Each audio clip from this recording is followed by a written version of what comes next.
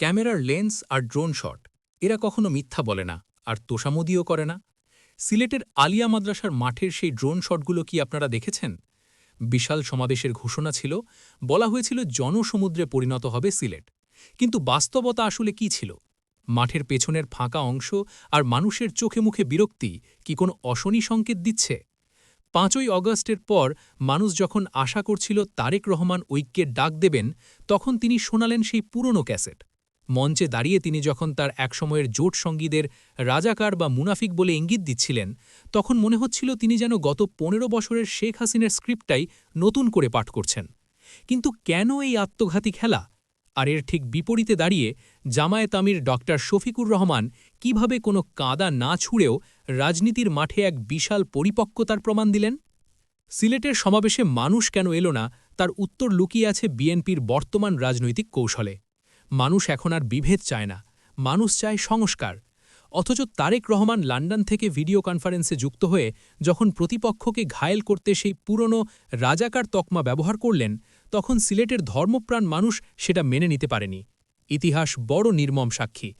২০০৮ সালে মুচলেকা দিয়ে যিনি দেশ ছেড়েছিলেন, আজ ১৭ বছর পর তিনি যখন দেশে থেকেও যারা মাটি কামড়ে পড়েছিলেন, জেল খেটেছেন, এমনকি ফাঁসির দড়িতে ঝুলেছেন, তাদের উত্তরসূরিদের মুনাফিক বলেন, তখন সেটাকে জনগণ অকৃতজ্ঞতা হিসাবেই দেখে।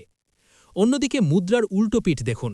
ঢাকা ১৫ আসনে জামায়াত আমির ডাক্তার শফিকুর রহমান যা করলেন তা পলিটিক্যাল ম্যাচিউরিটির এক অনন্য উদাহরণ।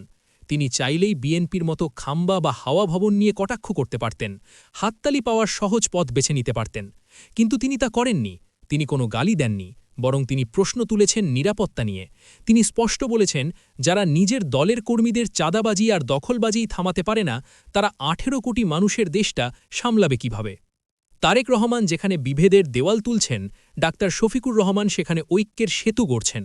জনগণ দেখছে একজনের বক্তব্যে শুধুই অতীত আর বিদ্বেষ, আর অন্যজনের বক্তব্যে ভবিষ্যৎ আর নিরাপত্তার গ্যারান্টি।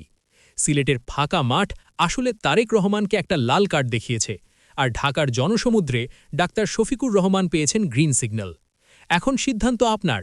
আপনি কি তাকেই বেছে নেবেন যে আপনাকে অতীত নিয়ে খোঁচা দেয়, নাকি তাকে যে আপনাকে নিরাপদ আগামীর স্বপ্ন দেখায়?